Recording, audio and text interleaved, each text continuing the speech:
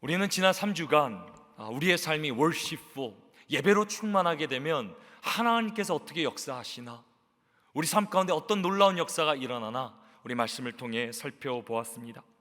첫째 주에는 여호사밧 왕을 통해 예배 충만함으로 승리를 누리는 삶이라는 말씀을 살펴보았습니다. 기억나십니까? 사방에서 적군이 몰아치는 가운데, 침공하는 가운데 여호사밧 왕은 군대 앞에, 맨 앞에 찬양대를 세웁니다. 믿음으로 생명을 걸고 하나님의 이름을 찬양합니다. 그러는 가운데 하나님이 대신 싸워주십니다. 적군을 진멸하게 되고 대승리를 거두게 됩니다. 그리고 제가 그날 예배 회복에 대해서 이렇게 말씀드렸습니다. 한번 저를 통해 믿음으로 한번 고백했으면 좋겠습니다. 마음을 다하고, 목숨을 다하고, 뜻을 다하고, 힘을 다하여 주 너의 하나님을 사랑하라. 믿으십니까? 그러니까 이런 마음으로 전심을 다해, 힘을 다해, 나의 온 정말 생명을 다해 하나님을 사랑하는 가운데 예배가 회복될 것이라 제가 여러분들에게 말씀드렸습니다. 그리고 둘째 주에는 사마리아 여인을 통해 임재를 경험하는 삶을 살펴보았습니다. 이 그림 기억나십니까? 하나님 우리에게 영혼을 사모하는 마음을 주셨습니다. 그래서 우리는 하나님을 예배할 때 참된 만족을 누리게 됩니다. 영혼의 갈증으로 살던 사마리아 여인, 세상의 우물을 찾던 사마리아 여인을 예수님께서 만나주시고 예배를 회복해 주심으로 말미암아 참된 만족을 얻게 하십니다. 그 예수님은 지금도 우리를 찾아와 주시는 줄 믿습니다. 우리의 예배를 회복시켜 주시고 우리 안에도 그 만족한 참된 만족을 부어 주십니다. 그래서 지난주에는 메인 것이 풀리는 삶을 살펴보았습니다. 바울과 실라는 억울하게 빌립보 감옥에서 갇히게 되고 매이게 되었습니다. 하지만 바울과 실라는 감옥에 그냥 갇힌 것이 아니라 큰 소리로 기도하며 찬양하며 하나님을 예배하기 시작합니다. 그 감옥에서 찬양으로, 예배로 충만하게 되자 어떻게 됩니까? 메인 모든 것이 풀어지는 역사가 일어나게 됩니다.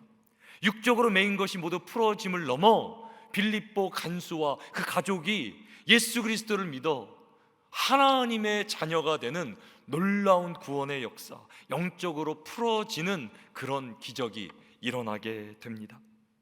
사랑하는 성도 여러분, 우리의 삶에 예배가 충만하게 되면 어떻게 됩니까? 하나님이 주신 승리를 누리게 됩니다. 예수의 임재로 충만하여서 참된 평안을, 만족을 누리게 됩니다. 그리고 우리의 삶을 메고 있는 모든 것이 풀어지는 역사를 경험하게 됩니다. 오늘도 우리가 예배로 모였습니다. 우리가 전심으로 하나님을 예배하는 가운데 모든 승리와 만족, 또 그리고 우리의 삶을 메고 있는 모든 것들이 풀어지는 역사를 경험하게 되기를 주님의 이름으로 축원합니다. 우리가 예배에 충만한 삶을 살기 위해서 가장 중요한 것이 오늘 이 드리는 주일 예배입니다. 많은 예배가 있지만 특별히 우리가 성도들이, 온 성도들이 모여 예배 드리는 이 예배, 주일 예배, 이 예배에 성공해야 우리 예배가 충만하게 됩니다. 우리 믿음의 선배들은 이 주일 예배에 생명을 걸었습니다. 주일 예배를 최우선으로 여기며 주일에는 예배 외에는 다른 일도 하지 않았습니다. 오직 주일 하루를 하나님께만 온전하게 올려드렸습니다. 그리고 하나님이 삶의 주인이심을 고백하며 11조와 물질을 드릴 때도 그냥 드리지 않았습니다. 지폐 하나하나 다림질하며 소중하게 하나님께 물질을 올려드렸습니다. 하나님을 삶의 최우선으로 삼고 살았습니다. 우리의 믿음의 선배들이, 또 여기 앉아 계신 또 우리의 믿음의 어르신들이 하나님을 전심으로 사랑하며 예배의 생명 걸었기 때문에 한국교회가, 우리 충현선교교회가 여기까지 온 줄로 믿습니다. 저는 우리 한국교회에서 자라게 되고 신앙생활을 하게 된 것이 얼마나 감사한지 모릅니다. 우리 믿음의 선배들이 우리에게 그렇게 보여주셨듯이 우리가 다른 거 조금 부족해도, 다른 거 좀 못해도 우리 귀한 믿음의 유산, 이 예배의 유산을 우리의 자녀들에게, 자손들에게, 다음 세대 가운데 물려주게 되기를 원합니다. 그러기 위해서는 우리가 어떻게 해야 됩니까? 우리가 먼저 예배에 승리해야 됩니다. 전 여러분들이 특별히 주일 예배 가운데 시간도 잘 지켜주시고요, 정말 구별하여 하나님께 최고로 올려드리는 가운데 우리의 삶이 예배로 충만하여 지기를 주님의 이름으로 축원합니다. 우리가 더 나아가 예배 충만한 삶을 살기 위해서는 주일에 받은 이 예배를 가지고 어떻게 해야 됩니까? 우리의 나머지의 삶, 일주일의 삶이 예배가 되어야 합니다. 한 주간의 모든 삶을 예배의 삶으로 하나님께 올려드릴 때 비로소 우리는 예배 충만한 삶을 살게 되는 것입니다. 그래서 오늘 우리가 예배가 일상이 되는 삶, 정말 우리의 삶의 일상이 예배로 올려지는 삶에 대해서 우리가 함께 말씀을 나누기를 원합니다. 이제 오늘 본문을 함께 살펴보도록 하겠습니다. 우리 로마서 12장 1절 말씀 우리 같이 한번 읽어보도록 하겠습니다. 그러므로 형제들아, 내가 하나님의 모든 자비하심으로 너희를 권하노니 너희 몸을 하나님이 기뻐하시는 거룩한 산 제물로 드리라. 이는 너희가 드릴 영적 예배니라. 오늘 본문에서 사도 바울은 영적 예배에 대해서, 특별히 우리가 어떻게 우리의 삶을 영적 예배로 올려드릴 수 있는지에 대한 비결을 우리에게 말씀해 주고 있습니다. 오늘 사도 바울은 영적 예배가 무엇이라고 말씀하십니까? 너희 몸을 하나님이 기뻐하시는 거룩한 산 제물로 드리라. 이는 너희의 드릴 영적 예배니라.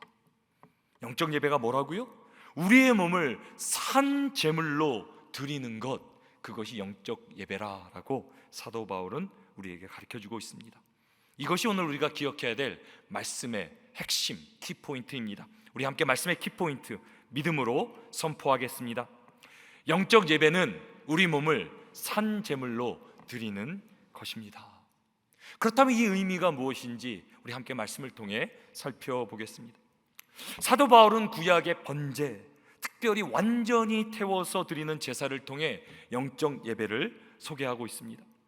번제는 키우는 가축들 중에서 흠이 없는 가장 최고의, 가장 좋은 가축을 하나님께 올려드리면서 완전히 태워드리는 것, 그것을 번제라고 합니다. 번제는 제물의 전부를 태워 바침으로 하나님을 향한 완전한 헌신을 의미합니다. 사도 바울은 구약의 번제를 드린 것 같이 우리의 몸을 제물로 하나님께 온전하게 올려드리라라고 말하고 있습니다. 근데 우리가 제물로 하나님께 바쳐지려면 두 가지 조건이 충족되어야 합니다. 첫째, 우리의 삶이 흠이 없이 정결해야 합니다. 조금이라도 우리의 삶에 흠이 있다면 하나님께 올려드릴 수 없습니다. 둘째, 우리는 반드시 죽어야 됩니다. 제물은 죽음을 통한 완전한 헌신으로 하나님께 바쳐져야 합니다. 사도 바울이 우리로 하나님께 제물로 나아가라라고 말하는데 문제가 무엇입니까? 우리의 삶이 결코 정결하지 않다라는 것입니다. 사도 바울은 로마서 3장에서 인간의 타락성을 폭로하며 인간은 모두 다 죄인이라고 선포합니다. 세상에 선을 행하는 사람은 하나도 없으며 그 사실이 인간의 삶을 통해, 우리의 삶을 통해 드러난다라고 사도 바울은 말해줍니다. 그래서 사도 바울은 로마서 3장 13절에서 이렇게 전합니다. 그 혀로는 속임을 일삼으며 그 입술에는 독사의 독이 있고 그 입에는 저주와 악독이 가득하고 그 발은 피 흘리는데 빠른지라. 이것이 인간의 모습이라, 인간의 본질이라 사도 바울은 우리에게 말해줍니다. 모든 인간에게는 죄성이라는 것이 있습니다. 죄를 짓는 성질이라는 것입니다. 우리 안에 이 죄성이 있기 때문에 끊임없이 계속해서 죄를 지려고 한다는 것입니다.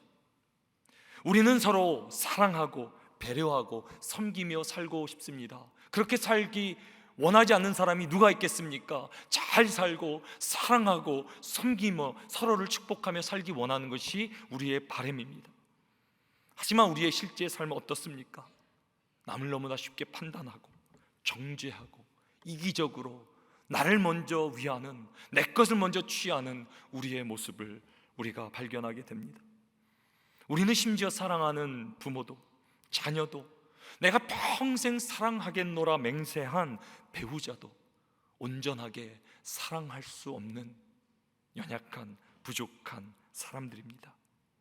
사랑하고 싶은데, 잘 살고 싶은데, 정말 내 인생 멋지게 살고 싶은데 그렇게 잘 살아지지 않는 것, 살아낼 수 없는 것이 인간의 가장 큰 비극입니다. 그런데 성경은 우리 가운데 더 큰 죄가 있다 말합니다. 인간의 가장 큰 죄가 무엇입니까?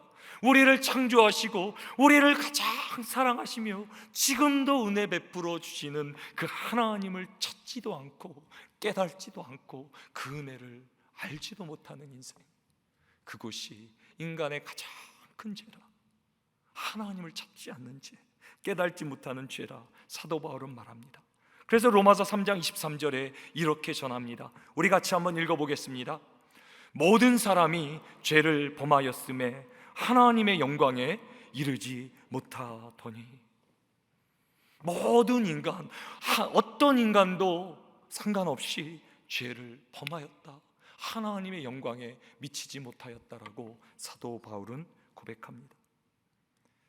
하나님께 드려지는 제물은 흠이 없어야 되는데, 정결해야 되는데 우리는 죄인이기 때문에 하나님이 기뻐하시는 제물로 드려질 수가 없는 것입니다. 그런데 오늘 로마서 12장에 사도 바울은 우리가 하나님께 제물로 드려질 수 있는 한 가지 오직 방법, 비결을 우리에게 말해주고 있습니다. 그것은 우리가 산 제물, living sacrifice로 하나님께 드려지는 것입니다. 저를 한번 따라해 주시기 바랍니다. 산 제물. 여러분들 이것을 꼭 기억하시기 바랍니다. 산 제물이란 무엇입니까? living, 살아있는데 sacrifice, 죽어 있는 것입니다. 제물로 바쳐 올려진 것입니다. 무엇을 말하는 것입니까? 예수 그리스도와 함께 죽은 인생을 말하고 있는 것입니다. 모든 인류가 죄로 뒤덮여 있는데, 모든 사람이 죄를 졌는데 사도 바울은 하나님의 의로우심이 인간의 죄 가운데 드러나게 되었다, 세상에 나타났다라고 전합니다. 그 의로우심은 바로 예수 그리스도를 믿음으로 얻게 되는 하나님의 의로우심이다라고 전합니다. 우리가 아직 죄인 되었을 때, 죄 중에 있을 때 하나님은 우리의 죄값을 다 치르시기 위해 누구를 보내주십니까? 독생자 예수 그리스도를 세상에 보내주십니다. 그리고 예수 그리스도는 십자가에서 자신의 죽음으로 인류의 모든 죄값을 치르십니다. 왜? 요한복음에서 그 이유를 이렇게 말해줍니다. 하나님이 세상을 이처럼 사랑하사, 하나님이 세상을 이처럼 사랑하사 독생자를 주셨으니 이는 그를 믿는 자마다 멸망하지 않고 영생을 얻게 하려 하심이니라. 믿으십니까?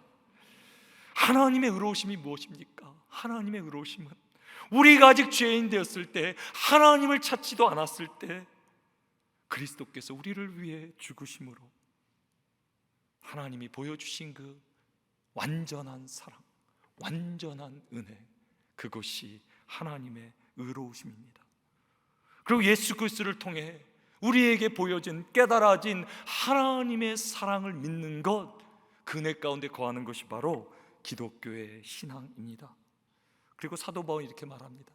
그 은혜를 깨달은 자만, 그 은혜를 경험한 자만 하나님 앞에 산 제물로 드려질 수 있다라고 그렇게 우리에게 말해주고 있습니다.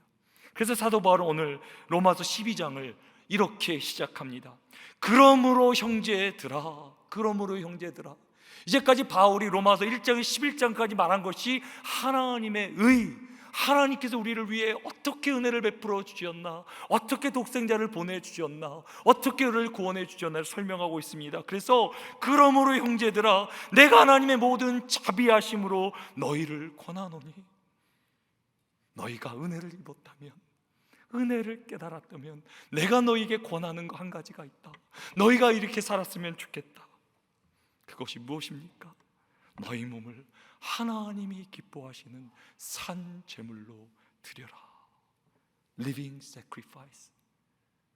살아있지만, 삶을 살아가지만 예수 그리스도와 함께 죽어 예수 그리스도와 함께 살아 하나님께 온전하게 기뻐하시는 제물로 올려지는 삶, 그 삶을 살아가야 된다라고 사도 바울은 말해주고 있습니다.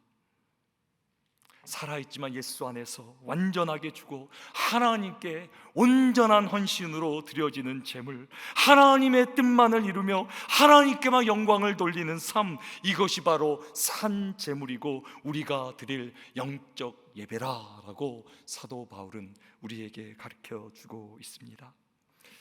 우리가 지금 주일 예배로 모였습니다.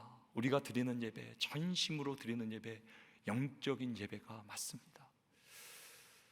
그런데 우리가 지금 드린 예배뿐만이 아니라 여러분들이 가정에서 자녀들을 돌보는 가운데 내가 예수를 죽고 예수 그리스도 내 안에 살아 하나님의 뜻을 이루어 드리며 나의 가정에서 하나님께 모든 영광 돌리는 삶을 살아간다면 지금 우리가 영적으로 예배 드리는 것처럼 여러분들은 가정에서 영적 예배로 나아갈 수 있다라고 사도 바울은 말하고 있는 것입니다. 여러분의 비즈니스도 기업도 영적 예배터가 될 수 있습니다. 여러분들이 이런 비즈니스 가운데 그저 내가 세상을 따라 빚지자는 게 아니라 예수로 죽고 예수가 내 안에 살아 그분의 능력으로, 그분의 비전으로, 그분이 주시는 하나님의 뜻을 이루며 하나님께 영광을 돌린다면 여러분들은 여러분들의 일터에서 영적 예배를 드리는 것이라고 사도 바울은 말하고 있습니다. 저는 우리가 지금 이 자리에 모여 영적 예배로 나아가지만 이 예배가 여기서 멈추는 것이 아니라 정말 우리가 삶의 현장에 나가 산 제물, 살아있어 하나님께 제물로 바쳐지시는 예수로 죽고 예수로 살아 하나님께서 기뻐하시는 제물로 올려드림으로 우리의 모든 삶이, 나의 삶의 일상이 하나님이 기뻐하시는 예배로 드려지기를 주님의 이름으로 축원합니다. 근데 예배로 드려지면 놀라운 역사가 일어나요. 놀라운 역사가 일어나요. 우리가 상상하지도 못할 놀라운 기적이 일어나요.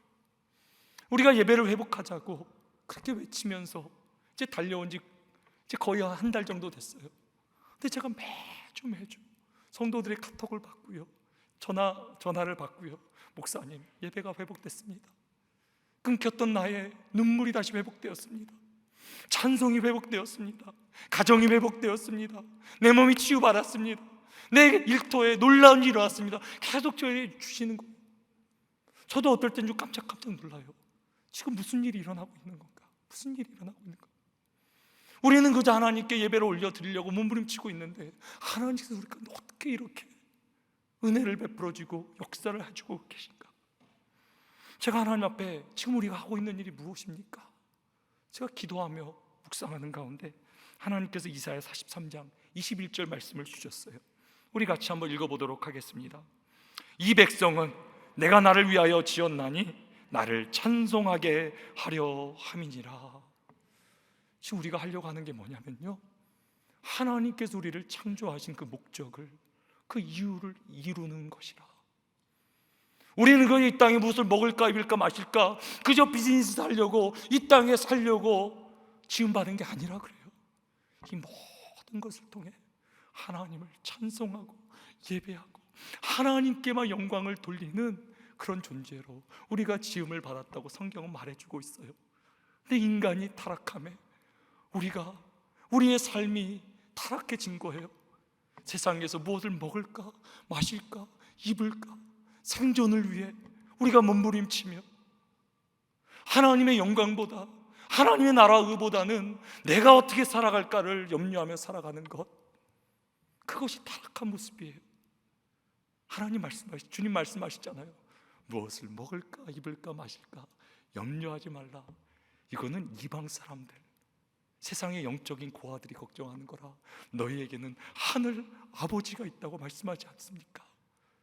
그래서 너희는 하나님의 나라 의를 먼저 구하라. 그리하면 이 모든 것을 더하여 주시리라. 믿으십니까?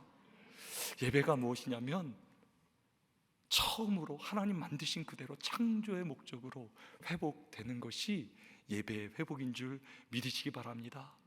하나님의 창조 처음으로 에덴으로 하나님의 나라로 회복되니까 자연스럽게 하나님의 나라가 임할 수밖에 없죠. 하나님의 놀라운 역사가 임할 수밖에 없죠. 그것이 하나님이 우리를 지으신 창조의 본 모습이기 때문입니다. 우리 시간 한번 찬양했으면 좋겠는데요. 찬양하라 내 영혼아, 찬양하라 내 영혼아, 내 속에 있는 것들아 찬양하라. 우리의 전심을 다해 하나님 이 시간에 임하시고 나의 삶 가운데도 하나님을 찬양하는 인생으로 살게 해달라고 우리 같이 한번 전심을 한번 찬양했으면 좋겠습니다. 찬양하라 내 영혼아, 찬양하라 내 영혼아, 내 속에 있는 것들아 다 찬양하라.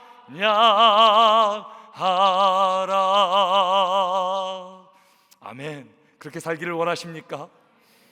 우리가 이 장소뿐만이 아니라 우리의 가정에서 일터에서 하나님을 찬양하는 삶을 살면 놀라운 일이라 합니다. 하나님께 인간을 지으시면 어떤 복을 주셨습니까? 사람에게 복을 주시되 생육하고 번성하라, 이 땅에 충만하라, 이 땅을 정복하라. 우리는 이 땅에 다스림을 받는, 이 땅에 눌리는 인생이 아니라 하나님께서 충만하게 하시고 이 땅을 다스리게 하시는 존재로 세우셨음을 믿으시기 바랍니다. 그래서 우리가 하나님 나라가 임할 때 이 땅을 다스리며 하나님의 권세로 능력으로 이 땅을 살아갈 수 있는 것입니다. 우리가 아까 찬양한 찬양하라 내 영혼아는 시편 103편에 나오는 가사를 가지고 만들었습니다. 거기에는 송축하라 내 영혼아로 되어 있는데, 송축하라는 것을 영어로 보면 Bless the Lord, bless the Lord. 이 bless라는 것이 참 신비한 단어인데요, 이제 히브리어로 보면 이게 바라크라고, 바라크. 하나님께서 우리에게 바라크를 이렇게 주시면 하나님 우리를 복 주시는 거예요. 축복하시는 거예요. 근데 우리가 하나님께 바라크를 올려드리면 뭐예요? 하나님을 찬양하는 게, 그걸 번역할 때 송축하는 게 돼요. 그렇다면 우리가 드리는 찬양과 예배가 무엇입니까? 하나님만이 나의 복 되십니다. 하나님만이 나의 복의 근원이시며 다른 거 구하지 않습니다. 의지하지 않습니다. 나의 삶의 오직 복은 하나님 한 분입니다라고 고백하는 것이 우리의 찬양이자 예배인 줄 믿으시기 바랍니다. 하나님을 인정하니까 내 삶을 통해, 내 삶의 모든 영역을 통해 하나님 나의 오직 나의 복되심을 인정하니까 하나님의 복이 임할 수밖에 없죠. 하나님 나라가 임하고 그분이 우리 가운데 놀랍게 역사해 주실 수밖에 없죠. 하나님 나라가 회복되니까 우리 삶 가운데 예배가 회복되면 놀라운 일이 일어난 줄 믿으시기 바랍니다. 사랑하는 성도 여러분, 우리가 하나님 기뻐하시는 산제물로 올려드려 하나님이 기뻐하심으로, 하나님이 나의 복의 근원 되심으로 우리의 삶의 예배가 회복되고 우리의 삶 가운데 하나님께서 모든 복으로 충만케 하시는 놀라운 삶을 살아가게 되기를 주님의 이름으로 축원합니다. 그렇다면 구체적으로 산 제물로 우리가 이 땅을 살아가는 것은 무엇입니까? 사도 바울 본문을 통해 두 가지를, 구체적으로 우리가 산 제물로 살아가는 모습 두 가지를 우리가 말해주고 있습니다. 오늘 본문 로마서 12장 2절 말씀 같이 한번 읽어보겠습니다. 너희는 이 세대를 본받지 말고 오직 마음을 새롭게 함으로 변화를 받아 하나님의 선하시고 기뻐하시고 온전하신 뜻이 무엇인지 분별하도록 하라. 먼저 사도 바울은 우리들을 향해 산 제물로 사는 삶이 무엇인지 가르쳐 주는데요, 이 세대를 본받지 않는 것이 산 제물로 사는 것이다 라고 말해주고 있습니다. 이것이 오늘 우리가 기억해야 될 첫 번째 포인트입니다. 우리가 첫 번째 포인트 함께 믿음으로 고백하십니다. 이 세대를 본받지 말아야 합니다. 그러나 여기서 사도 바울이 말하고 있는 이 세대를 본받지 말라라는 의미는 무엇입니까? 여기 본받다, conform이라는 말은 원어로는 틀로 찍어낸다라는 그런 의미입니다. 예전에 달고나라고 기억나십니까? 예전에 굉장히 유행을 했는데요, 최근에 오징어 게임이라는 것 때문에 난리가 났습니다. 막 아마존에도 팔고요. 근데 달고나 어떻게 합니까? 이제 베이킹 소다하고 이렇게 설탕을 이렇게 막 녹여서 틀에다 넣습니다. 어느 틀에 넣든지 그 틀의 모양대로 달고나가 나오게 됩니다. 근데 우리가 사는 세상에도 달고나 같은 틀이 있다라는 거예요. 이것을 우리는 가치라고 말합니다. 세상이 구하는, 세상이 원하는 가치가 있다라고 합니다. 틀이 있습니다. 하지만 사도 바울은 세상의 틀을 가지고 우리의 인생을 찍어내지 말라고 말하고 있는 거예요. 세상의 가치를 따라가면서 세상이 원하는 대로, 바라는 대로 세상의 틀을 가지고 살지 말라는 거예요. 세상의 방식대로 살지 말라라는 거예요. 왜냐하면 세상은 우리를 감당할 수도 찍어낼 수도 없어요. 왜? 우리는 세상에 속한 사람이 아니에요. 세상에 썩어질 것, 사라질 것을 구하고 그것으로 만족할 수 있는 인생이 아니에요. 사도 바울은 우리가 세상이 감당할 수 없는 사람들이기 때문에 세상에 헛된 소망을 내려놓고요, 세상으로 본받지 말라, 세상의 틀로 우리의 인생을 찍어내지 말라라고 말합니다. 그렇다면 우리는 어떻게 살아야 됩니까? 우리에게 변화를 받아야 된다라고 말합니다. 로마서 12장 2절 제가 다시 한번 읽어드립니다. 너희는 이 세대를 본받지 말고 오직 마음을 새롭게 함으로 변화를 받아 하나님의 선하시고 기뻐하시고 온전하신 뜻이 무엇인지 분별하도록 하라. 사도 바울은 우리가 이 세대를 본받는 것이 아니라 변화를 받으라, 마음이 새롭게 함으로 변화를 받으라라고 말씀하십니다. 이것이 오늘 우리가 기억해야 될 두 번째 포인트입니다. 우리 같이 한번 두 번째 포인트 함께 고백하십니다. 마음을 새롭게 함으로 변화 받아야 합니다. 그렇다면 사도 바울이 말하고 있는 변화는 무엇을 의미합니까? 아까 본을 뜬다, 따라한다, 그거랑 전혀 반대된 그런 개념인데요. 여기서 변화, transform, 이거라는 것은 원어의 의미는 완전한 변화, 질적인 변화, 완전하게 탈바꿈 되는 것, 세상이 줄 수 없는, 알 수 없는 변화, 완전한 변화를 의미합니다. 여기서 나온 말이 바로 메타모르포시스라고 해서 완전한 탈바꿈, 마치 애벌레가 나비로 변하듯 완전한 변화를 가리킬 때 나타내는 단어가 바로 여기 있는 변화라는 단어입니다. 사도 바울은 이렇게 말하는 거예요. 애벌레처럼 살지 말라. 우리의 존재는 나비인데 때로 우리가 자꾸 애벌레처럼 우리가 세상 가운데 기어다니고 구걸하고 세상을 살아간다 그래요. 근데 우리가 어떻게 된다 그래요? 완전한 변화, 우리가 예수 그리스도 안에서 나비로 탈바꿈 되어야 된다라고 말합니다. 우리는 세상에 썩어질 존재가 아니라 영생을 누리는, 영원 복락을 누리는 하나님의 자녀들이라 주님은 우리 가운데 말씀하십니다. 만약에 주님께서 우리 가운데 지금 계셔서 우리를 바라보신다면, 하나님의 거울을 가지고 우리를 비춰주신다면 우리의 모습은 어떨 것 같습니까? 제가 요즘 대신방을 다니면서 우리 어르신들을 방문하며 이렇게 보면 집에 이렇게 사진들이 있습니다. 사진들, 젊었을 때 사진, 결혼할 사진. 제가 그 사진을 보면 우리 얼마나 멋지고 아름답고 젊으시고 제가 깜짝깜짝 놀라요. 아, 이럴 때가 있으셨구나, 이럴 때가 있으셨구나. 근데 이제 나이가 들어 시간이 지나고 나서 주름살도 생기고 몸도 이렇게 노화가 일어나고 힘도 약해지고, 제가 그런 모습을 보면서 우리의 모습은 어떤 모습일까 성경을 통해 묵상해 보았습니다. 근데 성경 우리 가운데 정말 놀라운 비밀 말하고 있는데요, 사도 바울은 호련히 갑작스럽게 어느 순간 나팔 소리가 일어날 때, 주님이 다시 재림할 때 우리가 육신의 장막을 벗어버리고요 영원한 영광스러운 옷을 덧입게 될 것이라 라고 말해주고 있어요. 그것의 첫 열매가 예수 그리스도라 말씀하시는데요, 예수 그리스도 십자가에서 달려 돌아가셨지만 죽음이 그 육신을 썩게 하지 못하고 예수께서 부활 승천하셔서 영원한 옷, 영광스러운 부활체로 부활하심을 우리는 기억합니다. 그리고 예수 그리스도는 부활의 첫 열매 되죠. 우리도 나중에 주님이 다시 오실 때 우리의 모든 육신의 장막을 벗어버리고 가장 좋은 영원한 옷, 부활의 옷을 입게 될 것이라 주님 우리에게 약속하셨습니다. 그렇게 믿으십니까? 그것이 미래의 사건인 건 맞아요. 이것이 우리의 결론이에요. 하지만 믿음이 무엇입니까? 우리가 신자로 살아감이 무엇입니까? 미래를 믿음으로 지금 살아가는 것이 우리의 믿음인 줄 믿으시기 바랍니다. 세상이 바라보는 모습, 내가 바라보는 그것으로 여러분들을 판단하지 마세요. 하나님이 나를 누구로 하시는가? 하나님이 나를 바라보는 모습, 지금도 주님이 여러분들 바라보실 때 가장 아름답고 가장 멋지고 가장 젊은 예수의 생명이 넘치는 하나님의 자녀로 바라보시는 줄 믿으시기 바랍니다. 그것을 갖고 살아가는 거예요. 저 여러분들이 세상을 살아갈 때 좀 당당하셨으면 당당하셨어요.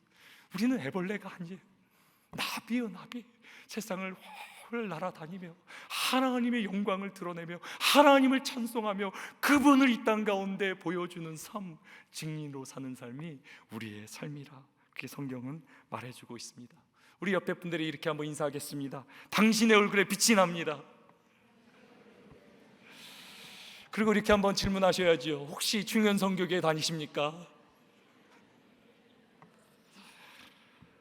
저는 우리 중현성교교의 성도들 모두가 정말 신앙생활 제대로 했으면 좋겠어요. 교회는 다니고 예배는 다니지만 세상에 정말 세상 똑같이 살아가는 게 아니라 정말 우리가 누구인지 깨달아 하나님의 존귀한 놀라운 자랑스러운 하나님의 자녀들로 이 땅을 다스리며 살게 되기를 주님의 이름으로 축원합니다. 예수 그리스도 죽는다는 게 무엇입니까? 죽는다지 그 죽는다가 아니라 예수 그리스도 내 안에 다시 사신다는 거예요. 그분의 생명, 그분의 능력, 그분의 은사, 그분의 모든 것이 충만한 것이 우리의 것이 된다는 것임을 믿으시기 바랍니다. 그래서 산제물로 드려진다는 것은 내가 인생의 최고의 삶을 사는 거예요. 내가 살 수 없는 삶, 하늘의 능력으로 산다라는 거예요. 내 것을 다 내려놓고 예수로 죽고 예수로 내가 다시 살 때 우린 이 땅에서 영광스러운 하나님의 나라를 살게 되는 것입니다. 그렇게 살아갈 때 우리 가운데 이루어지는 놀라운 역사가 있음을 사도 바울은 전합니다. 로마서 12장 2절 말씀인데요, 제가 다시 한번 읽어드립니다. 너희는 이 세대를 본받지 말고 오직 마음을 새롭게 함으로 변화를 받아 하나님의 선하시고 기뻐하시고 온전하신 뜻이 무엇인지 분별하도록 하라. 여기 분별하라는 그런 단어가 있는데요, 우리가 정말 산재물을 하나님께 올려드려서 이 세상을 본받는 것이 아니라 정말 변화를 받아 하나님의 뜻대로 살아가는 가운데 하나님의 뜻, 하나님의 선하시고 온전하시고 가장 좋은 그 뜻이 기뻐하시는데 우리가 분별할 수 있다 말하고 있는데, 이 분별한 단어에 또 다른 의미가 있습니다. 그것은 뭐냐면 입증, 증거한다라는 단어예요. 우리가 정말 하나님께 정말 영적 산 제물로 올려드릴 때 어떻게 되는 거예요?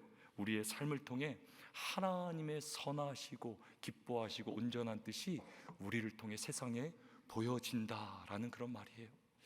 저는 여러분들이 하나님께 온전히 드려짐으로 하나님의 능력으로 살아감으로 여러분들의 삶을 통해 하나님의 뜻이 하늘에서 이루어진 것처럼 여러분들의 삶 가운데 이루어지며 이 땅 가운데 보여주는 하나님 나라의 증거로 살아가기를 주님의 이름으로 축원합니다.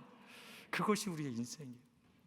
그래서 우리가 이 주일 예배뿐만이 아니라 한 주간 하나님께 나의 삶을 온전히 올려드림으로 영적 예배로 살아갈 때 하나님께서 우리의 삶 가운데 놀랍게 임하시고 창조의 목적이 이루어지고 하나님의 모든 복을 누리는 우리 모두가 될 줄로 믿습니다.